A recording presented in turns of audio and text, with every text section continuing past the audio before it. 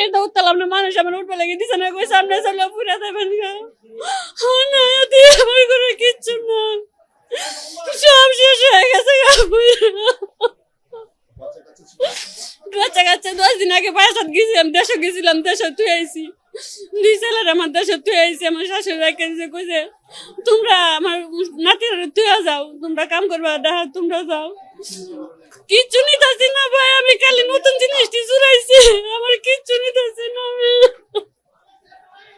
ঠিক 1টার দিকে বের হয়েছি রাস্তায়, আমার বাসা হইলো এটার পরেরটা। তখন আগুন চিৎকার শুনলাম, তো আমি এখানটা ঢুকলাম। এখানটা ঢুইকা ফায়ার সার্ভিস খবর দিলাম। এখানে আগুন জ্বলতেছিল, তখন এই 2টা জ্বলে গেছে পুরা।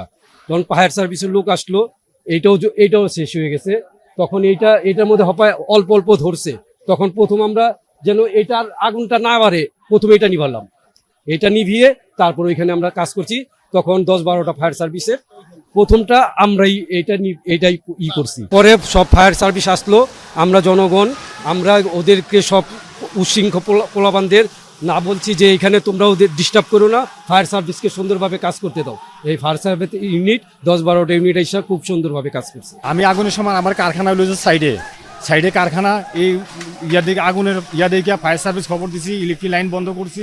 কইরা মনে করে না আগুন ফায়ার সার্ভিস আসার পরে একটু লেট হয়েছে, ফায়ার সার্ভিস যাইতে আসার পরে মনে করেন ফায়ার সার্ভিস কাজ শুরু করে দিছে, কাজ তারা নিয়ন্ত্রণে আনতেছে কাজটা।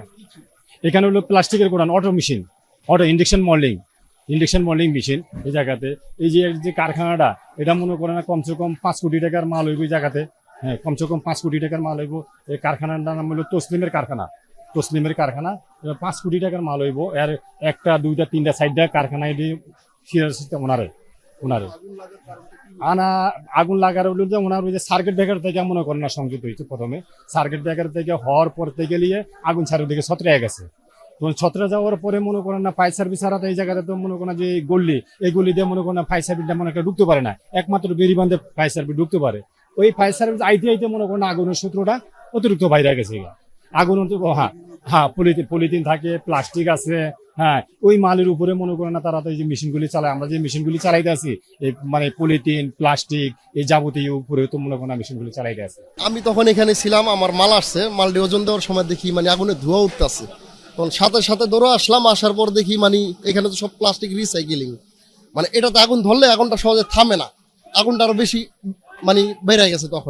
তখন দৌড়াইছে আমার পাশের যে গোডাউনটা হলো আমার, একটু হলে আমারটা ধরে দিত। আমি এই কারণে আমি দৌড়াদৌড়ি এখানটা ছুটাছুটি, পানি গাড়ি আসলো, সাথে এখানটা পানি সবাই একসাথে মাইরা এইখানে নিয়ন্ত্রণে রাখলাম। পরে যে এখন একটু ভালোর দিকে, এখন নিয়ন্ত্রণে আসছে। আজ বেলা 1:30 ঘটিকার সময় আমরা প্রথম মেসেজ পাই আমাদের কন্ট্রোল রুম যে আমাদের চেয়ারম্যান ঘাট, পুরানো ঢাকার এই ইসলামবাগের চেয়ারম্যান ঘাটে আগুন লেগেছে। এর সাথেই আমরা মেসেজ পাওয়ার সাথেই আমাদের নিয়ারেস্ট ফায়ার স্টেশন লালবাগ, সেটাকে আমরা মুভ করাই। লালবাগ ফায়ার স্টেশন যখন এখানে পৌঁছে, এখানে আসার পর এখানকার ভারপ্রাপ্ত যে কর্মকর্তা ছিলেন উনি আগুনের ভয়াবহতা দেখে আরো সাহায্য চেয়েছেন আমাদের কন্ট্রোল রুমের কাছে। কন্ট্রোল রুম সেই সাহায্যের প্রেক্ষিতে পর্যায়ক্রমে আমাদের পলাশী, হাজারীবাগ, সিদ্দিক বাজার, সদরঘাট এবং সদরঘাট নদী ফায়ার স্টেশনকে মুভ করায়।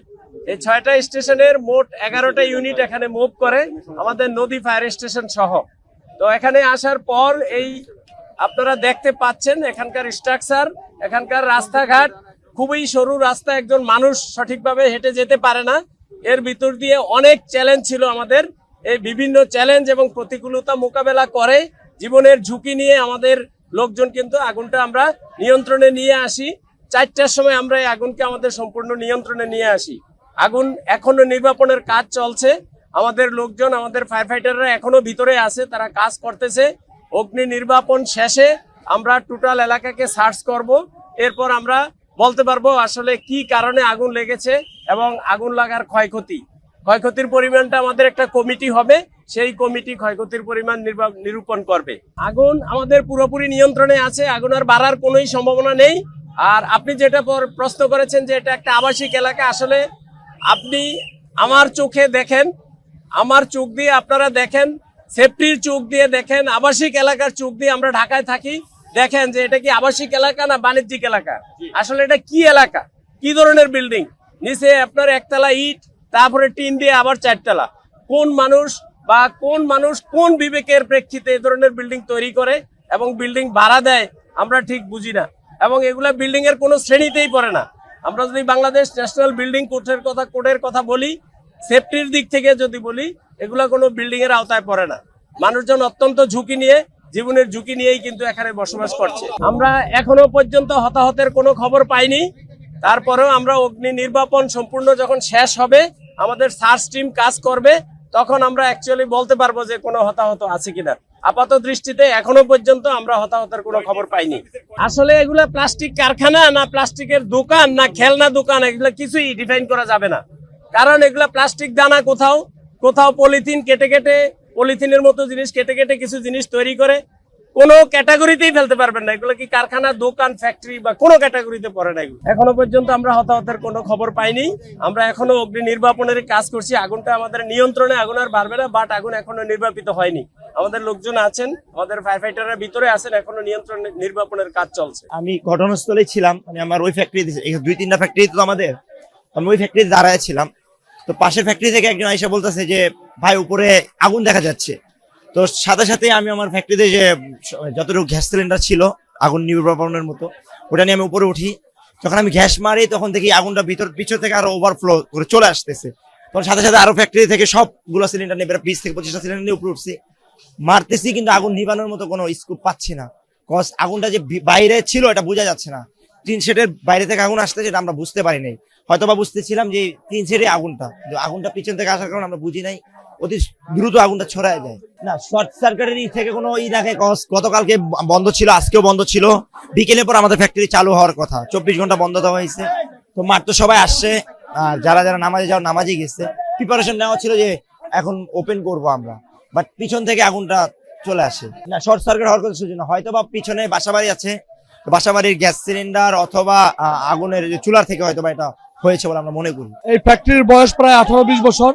তা আসলে কালকে 16 ডিসেম্বর ছিল, এখানকার ফ্যাক্টরিগুলো বন্ধ ছিল, নামাজের পর চালু হবে। আমি নিজেও নামাজে ছিলাম, নামাজ থেকে আসার পরে শুনি এই ঘটনা ঘটেছে। তো যতটুকু আমরা এখন পর্যন্ত ব্যাখ্যা পেয়েছি যে পেছনে আবাসিক ছিল, হয়তো আবাসিক থেকেই গ্যাস সিলিন্ডার যেটা ওইখান থেকে বড়পলা বাড়ি বা যাই হোক পেছন থেকে এসে আগুনটা শুরু হয়েছে সূত্রপাত। এবং যেহেতু এগুলো ক্ষুদ্র শিল্প এরিয়া, আমাদের সবার কাছে পর্যাপ্ত পরিমাণ আগুন নিবানোর সরঞ্জাম ছিল, তো ওগুলা দিয়ে আমরা আমাদের যথাসাধ্য চেষ্টা করেছি।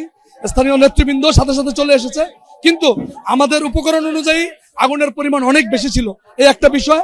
আরেকটা বিষয় হচ্ছে ডিপিডিসির প্রতি আমার একটু অভিযোগ আছে যে ডিপিডিসি অন টাইমে বিদ্যুৎটা অফ করতে পারে না। ওরা যদি সাথে সাথে বিদ্যুৎ অফ করতো হয়তো বা ক্ষয়ক্ষতি কিছুটা কমতো।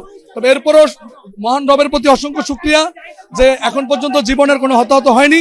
দেশবাসীর কাছে আমরা দোয়া চাই।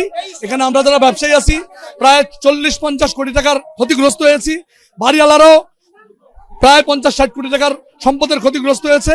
আমরা এই মুহূর্তে দেশবাসীর কাছে দোয়া চাই যেন আমাদের এই শোক শক্তিতে পরিণত হয়, এবং আল্লাহ তাআলা যেন আমাদের এই শোককে পুনরায় শক্তিতে পরিণত করে তৌফিক দান করে, এবং সরকার যেন আমাদের পরবর্তীতে সহযোগিতা করে, আমরা যেন আবারও পুনরায় ব্যবসাকে দাঁড় করাতে পারি, পরিবার নিয়ে চলতে পারি। কারণ এখানে প্রত্যেকটা ব্যবসায়ীর সাথে 40-50 জন স্টাফ জড়িত, প্রায় 2-2.5 হাজার মানুষের কর্মসংস্থানের জায়গা যে স্পেসে আগুন লেগেছে। তো আমরা চাই সরকার ইনশাল্লাহ আমাদের সহযোগিতা করবে, এবং দেশবাসীর কাছে আমরা দোয়া চাই যেন দ্রুত আগুন নিয়ন্ত্রণে এনে আমরা আমাদের জীবনের যে ঝুঁকি আছে এটা যেন কমে যায়। অভিজ্ঞতা দেখলাম যে কিছু আমার মাথায় ভেন্টে নিলাম যে পানির সাহায্য লাগলে পানিটা একটু এই জায়গায় দেওয়া যাবে, আগুন নিবান যাবে। তাই আমি এখানে একটা থেকে এই পর্যন্ত আমি পানিতে ছিলাম। একটু আগে উঠছি, ওইটা চা রুটি খেয়ে আবার নামছি পানিতে। একটা তন্দি আমি গ্যারেজ রিক্সা চালাই, ওখান থেকে আমি উঠছি ঘুমেতে, ওঠার পরে আগুন লাগে, আসি দৌড়া আসা এখন আমি পানির নেমে সাহায্য করতেছি।